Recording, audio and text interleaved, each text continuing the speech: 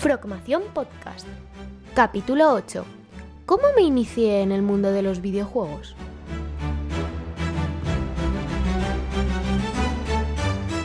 Muy buenas a todos y bienvenidos a un nuevo episodio de nuestra Frogmación Podcast. Hoy voy a hablaros de algo que es un pelín más personal de lo habitual y que es cómo me inicié en el mundo de los videojuegos. No desde el punto de vista profesional, como me dedico a día de hoy, sino más bien cómo empecé a jugar a videojuegos. Y es que algo que os va a llamar muchísimo la atención es que es algo que no admití públicamente hasta que tuve 20 y muchos años. Yo creo que ya había terminado la carrera de matemáticas cuando admití que me gustaba jugar a videojuegos, que era muy friki y estas cosas. Y diréis, ¿por qué no lo admitías? La verdad es que llamadle vergüenza, llamadle un poquito de reparo o que la gente que jugábamos a videojuegos se nos miraba un poco mal. Yo recuerdo a finales de los 90, inicios de los 2000, que jugar a videojuegos era cosa de, pues eso, lo he dicho la palabra, cosa de frikis. Y que claro, siendo cosa de frikis, estaba muy mal visto, ¿no? Lo normal era socializar, salir a jugar al parque, jugar a fútbol, por ejemplo. A mí nunca me ha gustado el fútbol. Y claro, cuando decías, no, me gustan los videojuegos, o juego a videojuegos, o esta cosa o la otra, como que te miraban raro, ¿no? Dentro de la gente del mismo gremio, dentro de los distintos compañeros, amigos que sí que jugábamos, era algo muy normal, pero fuera de ese grupo, pues no era una conversación que así de bote pronto decía, hola, soy Juan Gabriel, me gusta jugar a videojuegos. No, la verdad es que no. Y sí que era algo que quería por lo menos comentarlo públicamente para que quedara constancia. Por cierto, los que estáis viendo a través de YouTube veréis que me voy girando hacia la izquierda. Es porque tengo puesto una serie de cositas que quiero comentar y no quiero que se me pase ninguna, porque creo que hay mucha gente que se siente identificado con este perfil, ¿no? Con esto de el ser friki y de no darlo a conocer por el que dirán, ¿no? A día de hoy yo creo que es menos común, porque ya nos encontramos que, como aquel que dice, todos nacemos con un móvil bajo el brazo, ¿no? O una tablet bajo el brazo, y por tanto, a una muy temprana edad ya nos encontramos expuestos a videojuegos o a aplicaciones móviles y demás. Esto podría abrir otro posible debate en el futuro, pero yo creo que por lo menos a día de hoy ya es algo que está un pelín más superado. Sin embargo, sí que me lo encuentro todavía, en estudiantes que la primera vez que les preguntas y demás son reticentes hasta que llevan un par de clases contigo a contarte, no, pues yo he jugado a este juego, Final Fantasy me parece la leche, o has probado el nuevo juego de Far Cry o cosas de este estilo. Es algo que hasta que no te cogen la confianza, de nuevo, no es la botella que descorcharías nada más conocer a una persona y decirle a qué te dedicas o cuáles son tus aficiones. Pero bueno, ya os digo, esto era en mis épocas jóvenes, ¿no? Os digo, finales de los 90, inicios de los 2000, cuando el ser friki era algo que estaba mal visto y que por suerte a día de hoy ya hemos podido superar.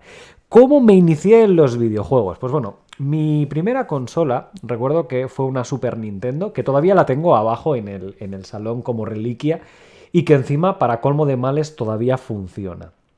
¿Recordáis la consola de Super Nintendo donde los cartuchos había que soplarles para quitarles el polvo? No sé muy bien por qué, o para quitarles la electricidad estática, porque a veces no funcionaban o a veces no cargaban correctamente.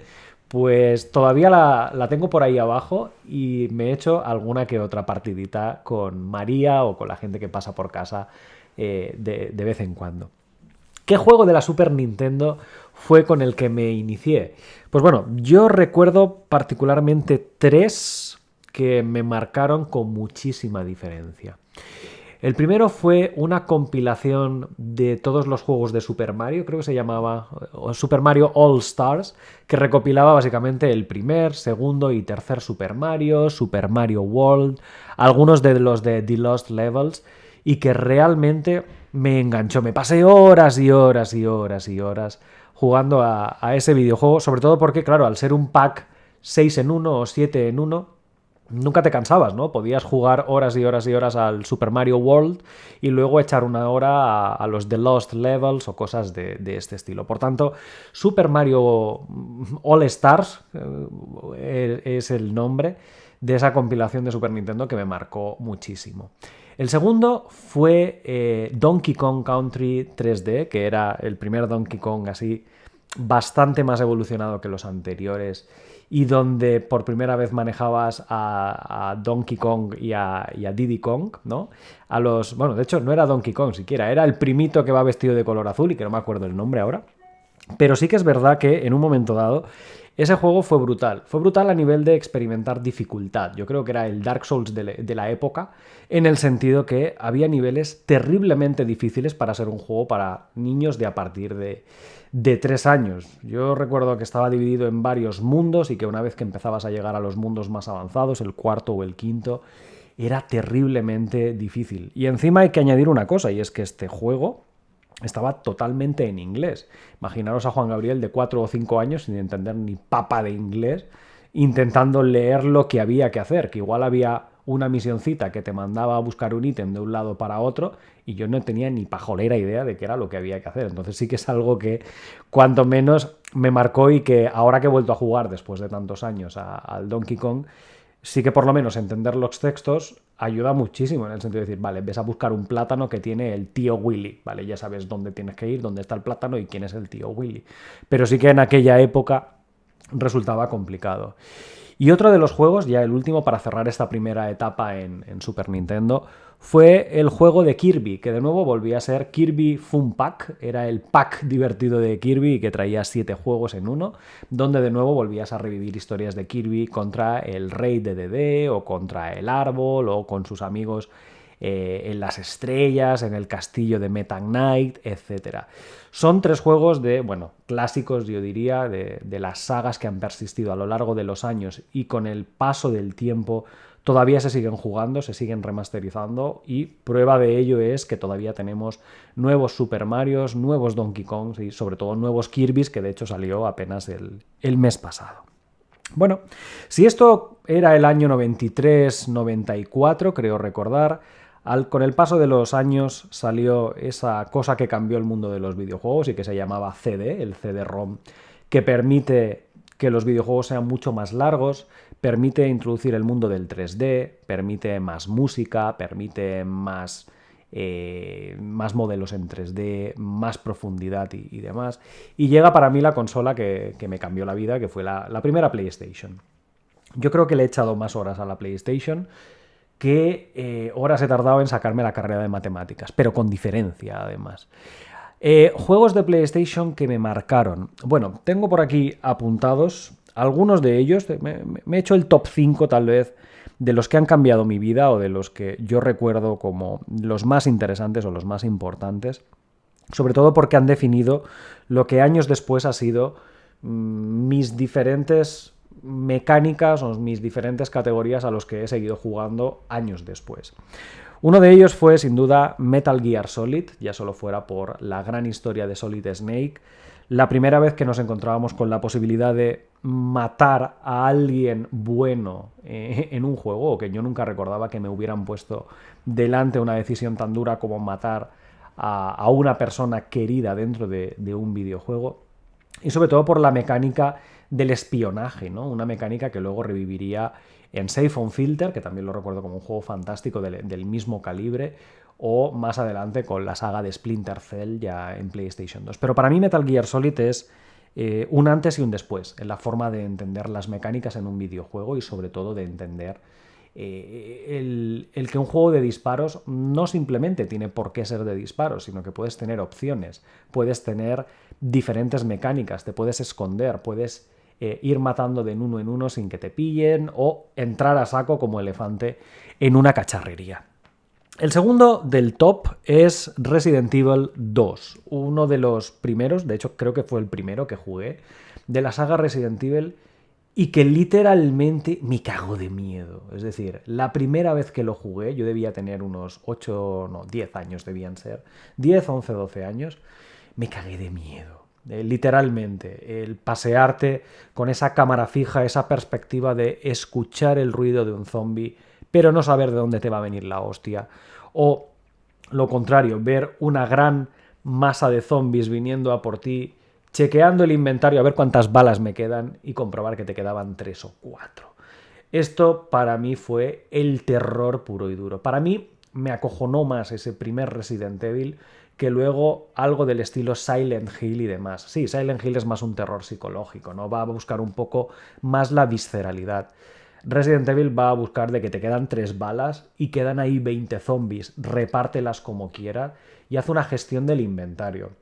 Yo creo que marcó un género, y es un género que todavía a día de hoy resulta complicado emular o siquiera llegar a hacer sombra. Y prueba de ello es que los juegos de terror a día de hoy, o bien buscar ese terror estilo Silent Hill, un terror más desde dentro, más de susto, más de lo que no te esperas, de lo inesperado, o van directamente a ser un juego de terror porque hay zombies o hay bichos raros o hay situaciones fantasmagóricas chungas, pero siendo un juego de acción puro y duro, ¿no? Recuerdo que The Evil Within, que salió muchos años después ya para PlayStation 4, me recordaba esa situación, pero no dejaba de ser un juego de acción, o que los últimos Resident Evil se han acercado más con diferencia a juegos de acción que no aquel. Esa gestión del inventario, el saber que te queda todavía muchísimo tiempo y ese acongoje con las cintas de tinta, que hay 3 cintas de tinta y si se te acaban no vas a poder guardar el juego. Me da igual que avanzar a media hora, 3/4 o 2 horas, sin cinta de tinta no ibas a guardar.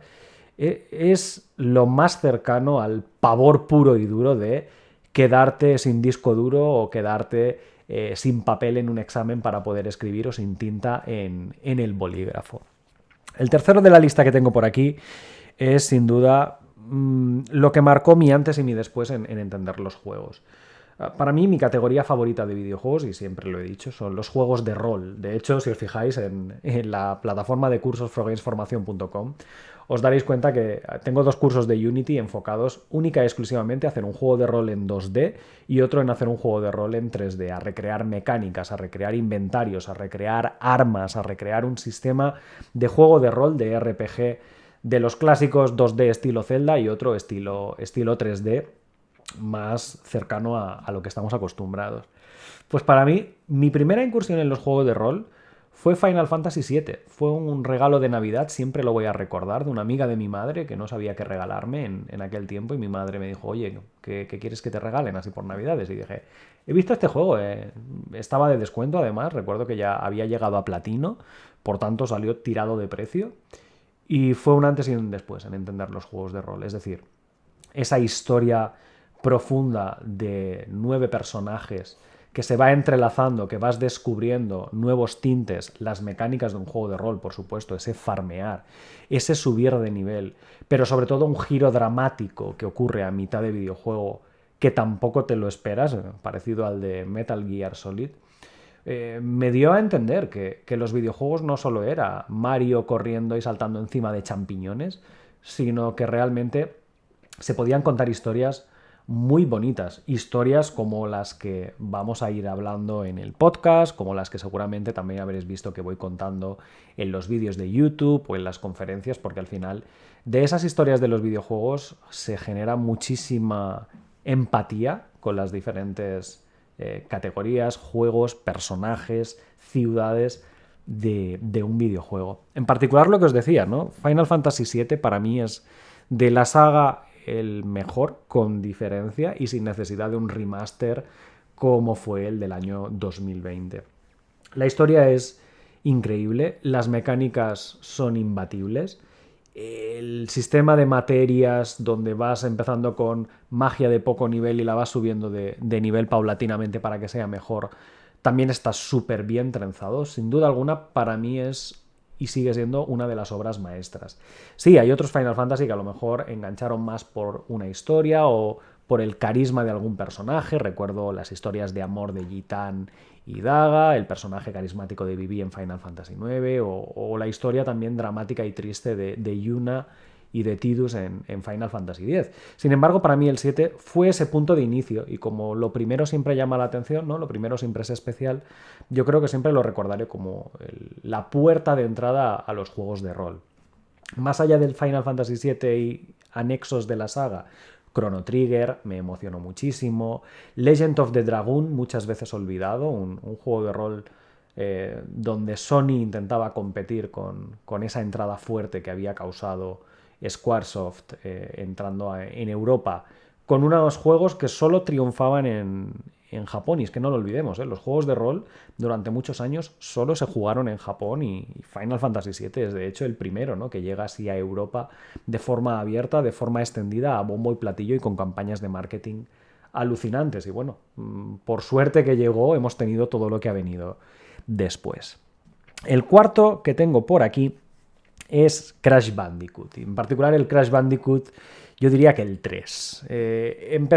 Los jugué por orden. Primero jugué al 1, al 2 y al 3.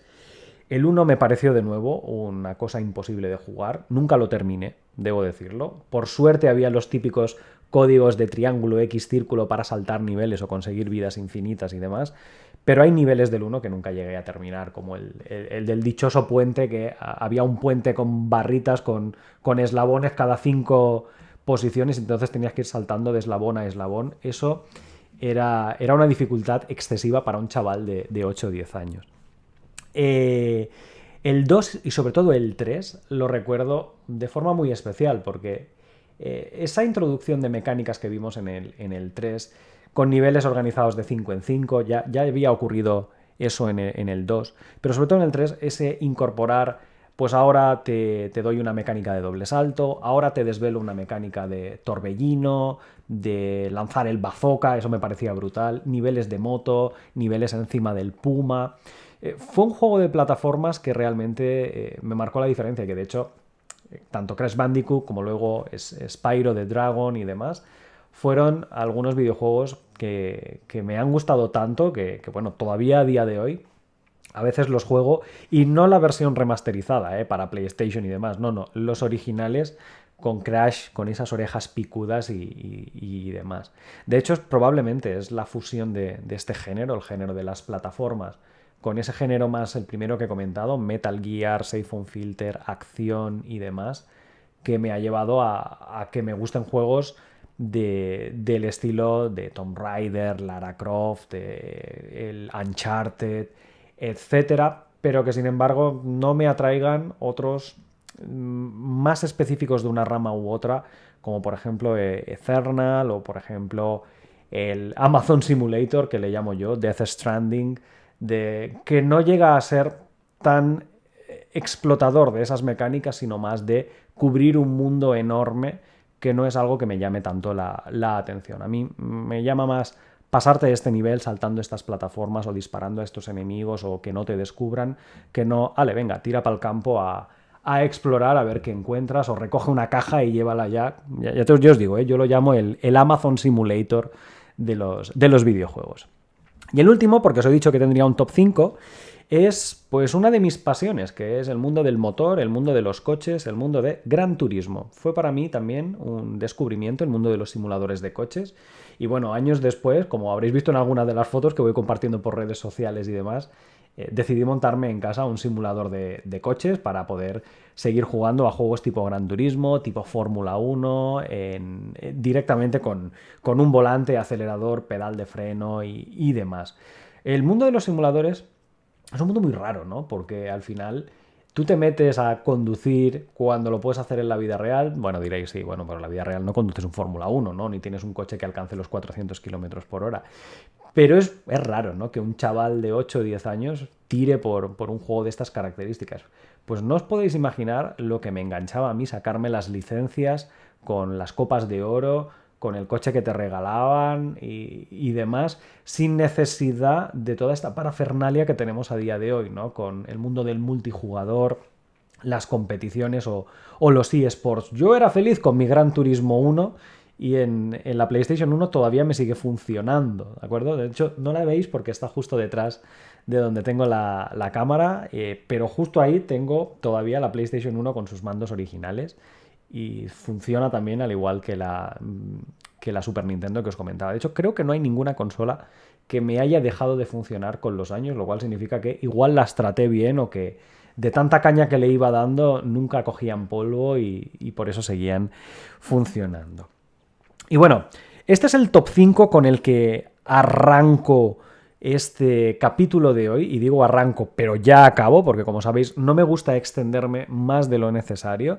Tenía puestos aquí una serie de ítems que no he cubierto y creo que esto entonces nos dará para tener una segunda parte de cómo me inicié en los videojuegos y demás. De hecho, aprovechad, ya que tenéis este capítulo en formato podcast en las diferentes plataformas, Anchor, Spotify, Apple, Google, Amazon, para compartirlo o para etiquetarme en redes sociales y decirme si os parece interesante que os comparta estos sentimientos con respecto a cómo me inicia el mundo de los videojuegos, qué me llamó la atención o qué no. Y así podemos hacer una segunda parte, una tercera o las que se presten. De hecho, tenía apuntado por aquí para hablaros sobre bandas sonoras de videojuegos, que también me marcaron muchísimo, o sobre curiosidades que he descubierto a lo largo de los años sobre alguno de los videojuegos que os he comentado o otros que no os he comentado, porque me he quedado apenas en mis 10-12 años, me he quedado hasta el año 98-99. Y si realmente os interesa, pues oye, ponedlo en un comentario de alguna de las plataformas o incluso en el vídeo de YouTube para así tenerlo en cuenta de cara a futuros episodios de nuestro podcast. Pues bueno, deciros que estos 5 que os he comentado, la etapa en los juegos más de 2D o más de Super Nintendo con los clásicos y estos 5 que os he comentado, Metal Gear Solid, Resident Evil 2, Final Fantasy VII, Crash Bandicoot o Gran Turismo, para mí han sido mis pilares fundamentales, los que he seguido jugando a lo largo de los años, donde he ido probando las diferentes remasterizaciones. Muchos de ellos los tengo comprados luego en teléfono móvil o en las plataformas más modernas. Y probablemente la razón por la cual, años después de acabar matemáticas y demás, me dediqué al mundo de los videojuegos.